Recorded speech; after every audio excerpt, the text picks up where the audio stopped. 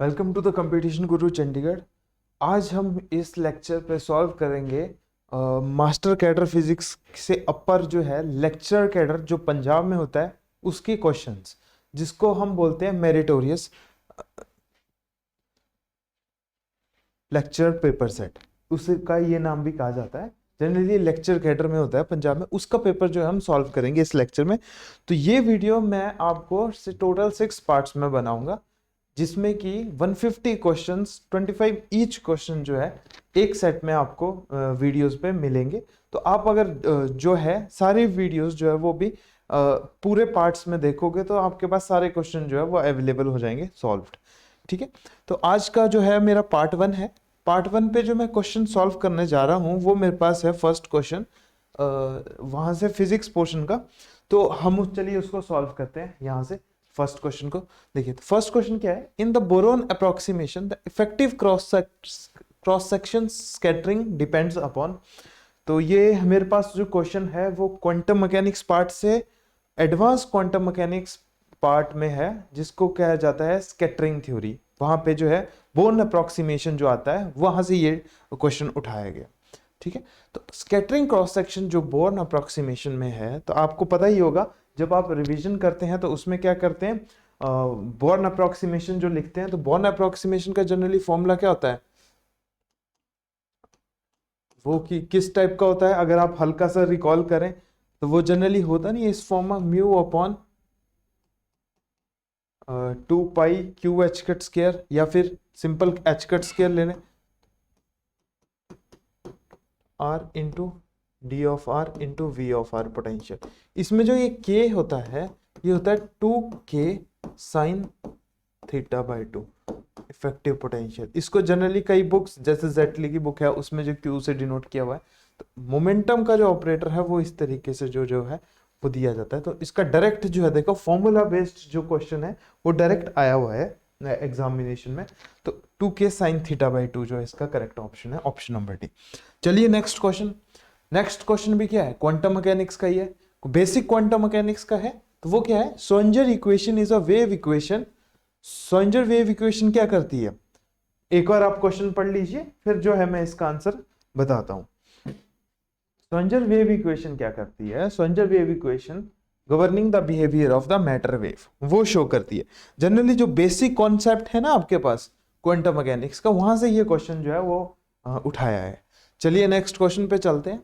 तो next question क्या है, थर्ड क्वेश्चन जो मेरे पास, ये भी सिमिलरली क्वांटम मैकेनिक्स से ही है। क्वांटम मैकेनिक्स के कम्यूटेटर्स एंड ऑपरेटर्स, वहां से ये क्वेश्चन उठाया है। तो इसमें सिंपल डायरेक्ट पूछा है कि मोमेंटम ऑपरेटर किसके बराबर होता है, वो होता है करली एच कट करली बाय करली of x. Similarly energy operator भी मेरे पास होता है, वो होता है करली एच कट करली अपॉन करली टी। तो यही आपको दोनों याद रखने हैं। तो डायरेक्ट फॉर्मूला बेसिस पे, तो यहां से मेरे पास क्या आ गया, ऑप्शन नंबर बी जो है वो करेक्ट आ गया। चलिए नेक्स्ट क्वेश्चन। नेक्स्ट क्वेश्चन भी क्वांटम मैकेनिक्स के ऑपरेटर फॉर्मुलेशन से ही है। तो वो क्या क्वेश्चन है, if L X L Y L Z are the X Y Z components of angular momentum, the commutator of L X comma L Y comma L Z. ये चीज निकालनी है। यहाँ पे किसका कम्यूटेटर निकालना है, L X L Y L Z. तो इसके लिए कुछ प्रॉपर्टीज है जो कि हम लेक्चर पे डिस्कस की है प्रॉपर। तो उसकी प्रॉपर्टीज जो है डायरेक्ट हम यहाँ पे क्या करेंगे, यूज करेंगे। तो देख लीजिए, पहले देख लीजिएगा कि ऑप्शन किस टर्म में दिए हुए, एल एक्स एल वाई या फिर एल जेड। तो इन दोनों ऑप्शन को जब हम चेक करेंगे तो सबसे पहले क्या है, हमने एल वाई और एल जेड वाली टर्म जो है वो वैनिश करनी। तो इस क्वेश्चन को इस तरीके से सॉल्व करते हैं, L X comma L Y comma L Z operator जो मैंने निकालना है तो वो मैं इस तरीके से निकालता हूं, L X as such L Y L Z का ऑपरेटर, ठीक है, plus similarly L X L Y in terms of L Z जो हमने बाहर रख दिया वो। पर देखो इसमें जो है हमारे पास जो है वो ऑप्शन जो है वो नहीं है, क्योंकि हमें इन टर्म्स ऑफ एल जेड तो कोई ऑपरेशन है नहीं। देखो जीरो आने के चांसेस तो कम है, ठीक है। एल जेड सिंपल, इसमें जो है दो ऑपरेटर का भी अकेला नहीं लगता, वो हमेशा फंक्शन के साथ लगता है, ठीक है। तो इस तरीके से लगता है। और तीसरा मेरे पास क्या हो सकता है टर्म, अगर मैं इस टर्म को और लिखूं तो वो क्या हो सकती है, L Y into LZ into L of X, इस तरीके से अगर साइक्लिक ऑर्डर में जो मैं करूं तो LY LZ क्या होता है, iota H cut LX square, LX into LX square. Similarly ये क्या हुआ, iota H cut no plus iota H cut minus of LY का स्क्वायर। तो जब अयोटा एच कट हमने कॉमन ले लिया तो ये क्या बना, LX square minus of LY square. तो मेरे पास कौन सा ऑप्शन जो है वो करेक्ट आया, सी ऑप्शन जो है मेरे पास करेक्ट आया इन टर्म्स ऑफ ए और बी। जनरली हमने ये इस तरीके से सॉल्व किया, इसमें कुछ प्रॉपर्टीज यूज की कि कौन सी प्रॉपर्टी यूज की, LX कॉमा LY, ये वाली LX कॉमा LY कितना होता है LZ। सिमिलरली LY LZ किसके बराबर हो, अयोटा एच कट LX। और सिमिलरली LZ कॉमा LX किसके बराबर हुआ, अयोटा एच कट LY। ये जो प्रॉपर्टीज जो है मेरे पास जनरली सॉल्व हुई, ठीक है। तो इस तरीके से ये है जनरल प्रॉपर्टीज है कम्यूटेटर की, वो हमने यूज की यहाँ पे। तो मैंने डायरेक्ट रिजल्ट्स जो है वो सीधा यूज कर लिए ताकि हम ऑप्शन के अकॉर्डिंगली ही आंसर करें, इसलिए हमने ये वाला पोर्शन नहीं लिया, ओनली ये और ये लिया। इसको इस तरीके से करते हैं। चलिए नेक्स्ट क्वेश्चन पे चलते हैं। वो क्या है, द कम्यूटेटर ऑफ, ये भी कम्यूटेटर क्वांटम मैकेनिक्स की क्वेश्चन है। तो कम्यूटेटर पोर्शन, स्कैटरिंग थ्योरी, ये सारे जो है लेक्चर कैडर और मेरिटोरियस लेक्चर के लिए बहुत इंपॉर्टेंट है पंजाब के, ठीक है। तो एक्स स्क्वायर पी एक्स को, इसको इस तरीके से सॉल्व करते हैं, एक्स कॉमा पी स्क्वायर, इसको किस तरीके से सॉल्व करते हैं। इसको एक प्रॉपर्टी डायरेक्ट भी होती है, X comma P raise to power N, वो क्या होती है N P raise to power N minus one into X और पी का कम्यूटेटर। एक्स और पी का कम्यूटेटर जनरली क्या होता है, आप लोगों को पता ही होगा, वो कितना होता है अयोटा एच कट। अगर मैं इस फॉर्मूले को लगाऊं तो ये कितना होगा 2p, p कौन सा है, अगर x के साथ है तो x होगा, ये क्या होगा अयोटा एच कट। तो ये मेरा आंसर होगा। ऐसा आंसर कोई है, कौन सा आंसर है, ऑप्शन नंबर सी जो है वो करेक्ट ऑप्शन है, ठीक है। चलिए नेक्स्ट क्वेश्चन पे चलते हैं। तो मतलब आप लोगों को पता लग रहा है कि क्वांटम मैकेनिक्स के किस किस टॉपिक से कौन कौन से टॉपिक्स जो है वो इंपॉर्टेंट है लेक्चर कैडर के लिए। तो वो क्वांटम मैकेनिक्स के scattering theory, commutator, born approximation, तो ये सारे simple origin of quantum mechanics, तो हर चैप्टर जो है वो इंपॉर्टेंट है। अब जो क्वेश्चन आया देखो वो क्या आया, क्वेश्चन रह गया क्या, हाँ ये रह गया। तो consider two dimensional harmonic oscillator with perturbation. अब पर्टर्बेशन थ्योरी भी बहुत इंपॉर्टेंट है। With h equal to bx1 first order correction energy. तो इसका डिटेल्ड सॉल्यूशन भी हमने लेक्चर में किया हुआ है अपने। तो इसका जो है डायरेक्ट रिजल्ट्स जो है वो आता है मेरे पास ये। तो मैं इसका हल्का सा आइडिया आपको अभी दे दूं, इसको किस तरीके से करते हैं। टू डायमेंशनल हार्मोनिक ऑसिलेटर देते हैं। हार्मोनिक ऑसिलेटर होता क्या है जनरली, अगर वन डायमेंशन के लिए लिखूं तो वो क्या हुआ इस तरीके से। सिमिलरली अगर टू डायमेंशन के लिए लिखूं तो वो क्या हुआ, वो लिखा जाता है इस तरीके से, Y square 2 of M plus half M omega square X square plus half M omega square Y square plus perturbation वाली टर्म क्या आई मेरे पास बी x1 इंटू x2, यही आई। तो हमने ये टर्म भी इसके अंदर मर्ज करनी है। तो इसको इस तरीके से करते हैं, h equal to P X square by 2 of M plus P Y square upon 2 of M plus half M omega square, यहाँ क्या करेंगे x1 square plus x2 square plus b की जगह क्या आ जाएगा, यहाँ पे b जो है हमारा निकालना क्या है, b की टर्म में निकालना है। तो ये आ जाएगा b into 2 upon m omega square into x1 dot x2, इस तरीके से निकालते हैं। फिर मोमेंटम जो है काइनेटिक एनर्जी, इसकी अलग मैट्रिसेस बनती है जिसको हम T से डिनोट करते हैं, और इसकी अलग मैट्रिसेस बनती है जिसको हम V से डिनोट करते हैं। तो वो क्या होती है V minus omega square T जो है जनरली वो हम फॉर्मूला लगाते हैं, उससे मैट्रिसेस बनाते हैं। फिर जो है हम इसको सॉल्व करते हैं, कौन सी matrix V minus omega square T, इसको 0 के बराबर पुट करते हैं। फिर जो सोल्यूशन आता है वो आता है हमारा λ1 और λ2 की फॉर्म में। λ1 और λ2 की फॉर्म में क्या हो गया, वो हो गया हमारे पास expectation value first order energy की। तो वो जो आते हैं मेरे पास plus minus lambda H cut upon 2m omega. तो चलिए इसको थोड़ा लिखाना भी सिखा दूं मैं। इन टर्म्स ऑफ t लिखूंगा तो t की टर्म में ये क्या होगा m 0 0 m। ये सिमिलरली दूसरा क्या है, ये इसको अगर मैंने लिखना हो तो कैसे लिखूंगा, x1, जैसे x1 का मतलब है x1 इंटू x1, तो उसका कॉफिशिएंट कितना है यहाँ पे 1। सिमिलरली इसका भी 1, इसका कितना है, इसका कितना है b upon m omega square, और इसका भी कितना हुआ b upon m omega square, और सिमिलरली इसका कितना हुआ 1। इस तरीके से मैट्रिक्स सॉल्व करते हैं, तब जाके हमारे पास वो आता है, फिर बाद में आइगन वैल्यूज निकालनी होती है, फिर जाके सॉल्व होता है। ठीक है, तो इसका डिटेल्ड सॉल्यूशन भी हम करेंगे। तो डायरेक्ट जो रिजल्ट है उसका वो है मेरे पास ये वाला। ठीक है, उसको इस तरीके से सॉल्व करते हैं।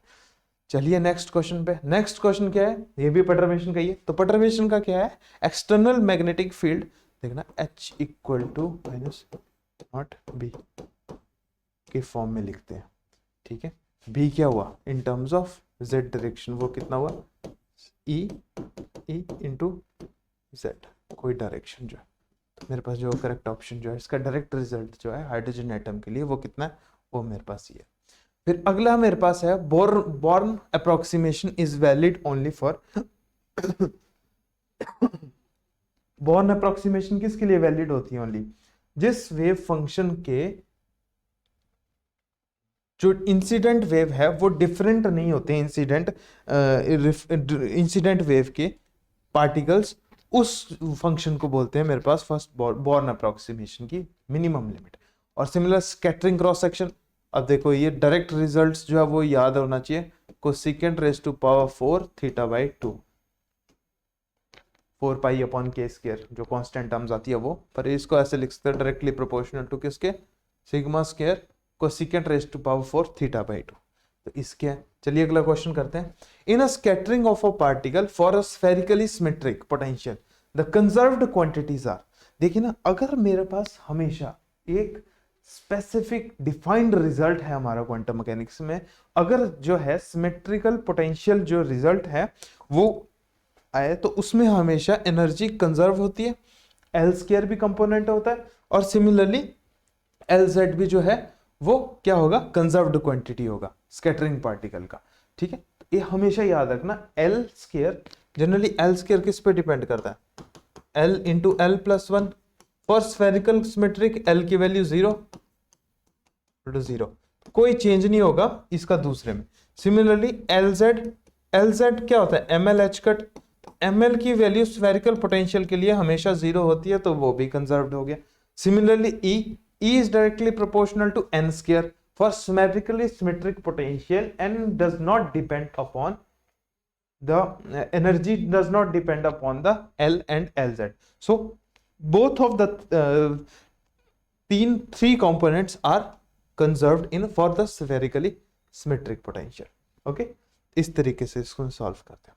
नेक्स्ट क्वेश्चन मेरे पास क्या है, according to the Schrodinger of a particle it is equivalent to, Schrodinger से लाइट पार्टिकल कैसा है मेरे पास, पार्टिकल कैसा है हमेशा वेव पैकेट की फॉर्म में आता है। यही तो आइंस्टाइन का फॉर्म था जिससे फोटो इलेक्ट्रिक इफेक्ट जो है जनरली निकला। ये तो क्लास प्लस 2 का बेसिक कॉन्सेप्ट है, वहीं से पता लगा हमारे को कि जो पार्टिकल है वो वेव पैकेट की फॉर्म पे है। ठीक है, लाइट होती तो लाइट वेव पैकेट की फॉर्म में होता बहुत। फिर अब देखिए बॉर्न अप्रोक्सीमेशन से काफी क्वेश्चन आया, मतलब स्कैटरिंग थ्योरी वाला पोर्शन जो है वो काफी important perspective, exam practice perspective से बहुत इंपॉर्टेंट है। तो वैलिडिटी क्या है बॉर्न अप्रोक्सीमेशन की, यहाँ के स्क्वायर है। ओके, तो ये कंडीशन पे वैलिड होता है। ठीक है, इसका डायरेक्ट रिजल्ट जो है आपको जेटली में भी मिल जाएगा और चीज में भी करेंगे। देखिए आगे जो कॉन्सेप्ट है वो स्पिन से कॉन्सेप्ट रिलेटेड है। तो वह कहाँ, स्टर्न गार्लिक एक्सपेरिमेंट आपने देखा था, वो इस तरीके से मैग्नेटिक फील्ड लगाई जाती थी नॉन यूनिफॉर्म, ताकि हमें पता लगे इलेक्ट्रॉन का जो स्पिन है वो कैसा है। तो इलेक्ट्रिक मैग्नेटिक फील्ड किस तरीके से लगी है, नॉन यूनिफॉर्म मैग्नेटिक फील्ड की फॉर्म में लगी है।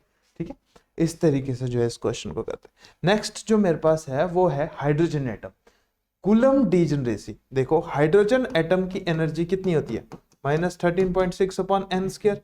It degeneracy is directly proportional to 1/n square. ठीक है, where n is equal to 4, तो 4 इंटू 4 कितना हो गया 16। Degeneracy depends upon n, that is equal to 16। This is the correct option. इस तरीके से इस क्वेश्चन को करते हैं।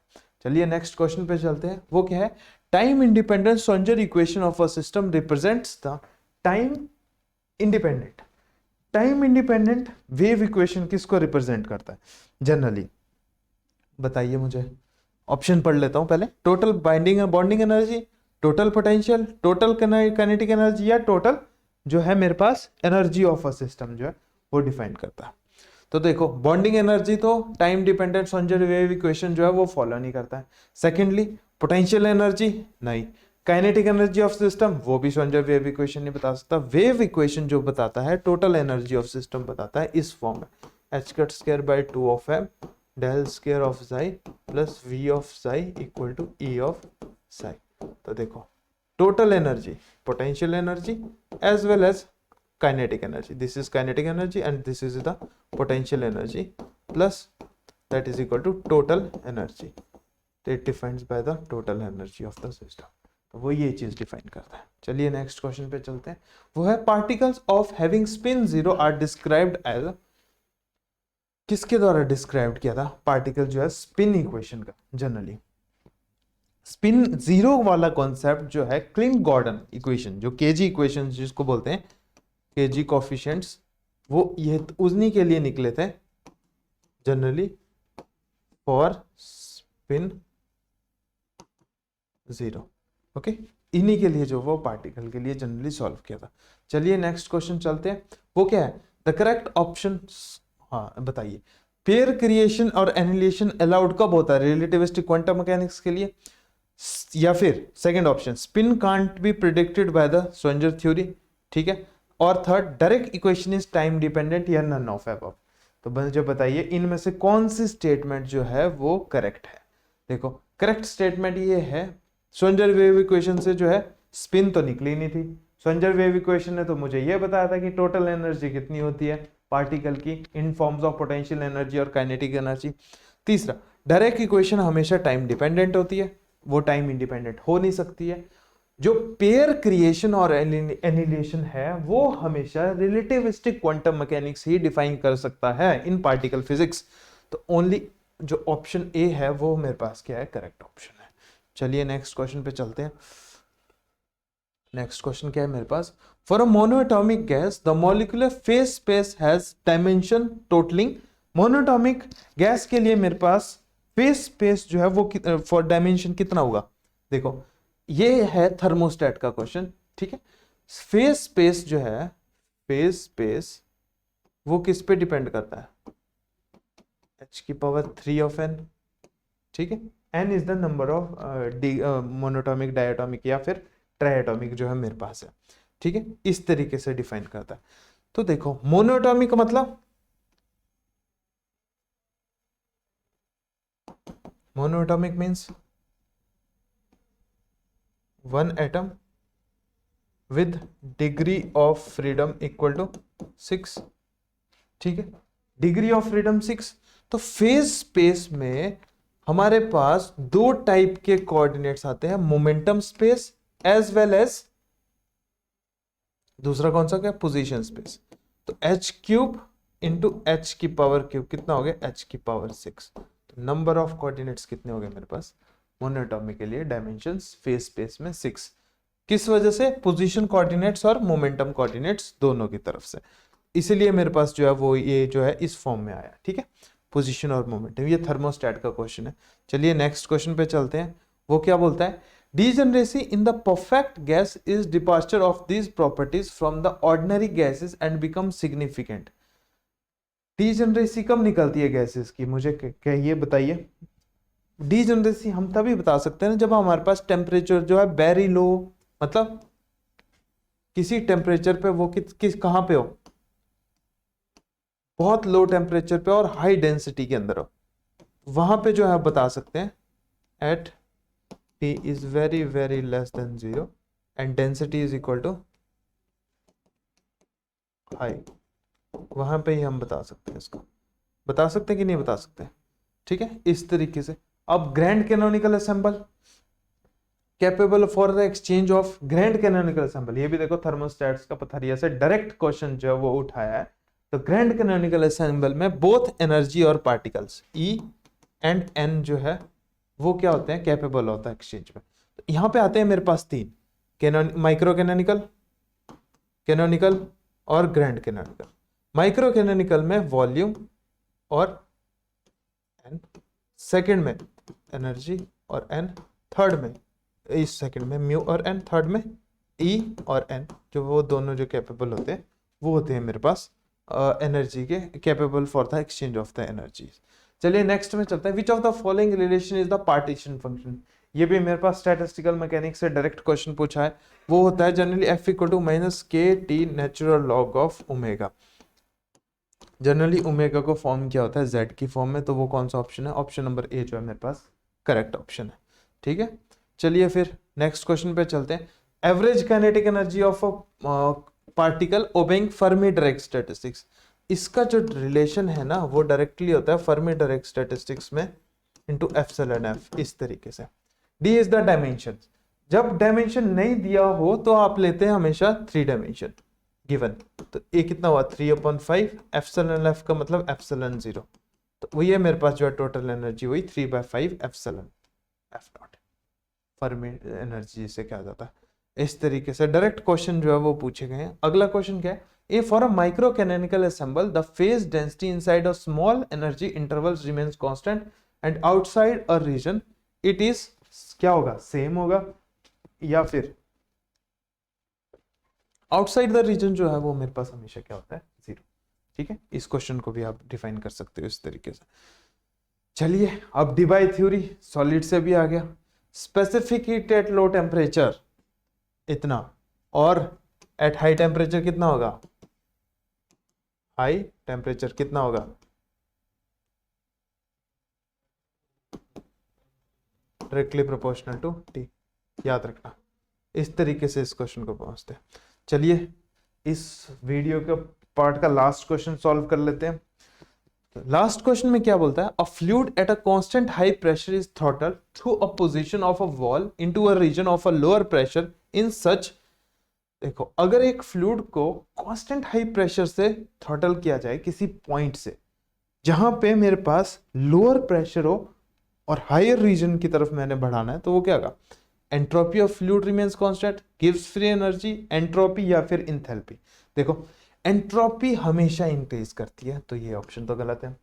गिव्स फ्री एनर्जी जो है वो कांस्टेंट नहीं रह सकती क्योंकि प्रेशर जो है यहाँ चेंज हो रहा है। किस वजह से? G is equal to H minus T of S, H is equal to U plus P V minus T of S. तो यहाँ पे जो रिलेशन आता है T D S minus P D V plus P D V plus V D P minus T D S minus S D T. तो यहाँ से ये कट कैंसिल हो गया, टी डी एस से टी डी एस कैंसिल हो गया, तो मेरे पास क्या बचा? V D P minus S D T. तो प्रेशर तो कांस्टेंट है नहीं, तो सिंपल क्या है? माइनस एस डी टी की टर्म्स में क्या है? तो सिर्फ एक चीज कांस्टेंट हो सकती है, वो क्या हो सकती है? प्रोसेस में एंथैल्पी ऑफ फ्लूइड जो है वो कांस्टेंट हो सकता है। तो चलिए ये था मेरा पार्ट 1। अगले नेक्स्ट क्वेश्चन जो है 25 टू 50, 26 टू 50 वो हम करेंगे पार्ट 2 में। ठीक है, उसका वीडियो का लिंक का डिस्क्रिप्शन भी आपको मिल जाएगा। Thank you.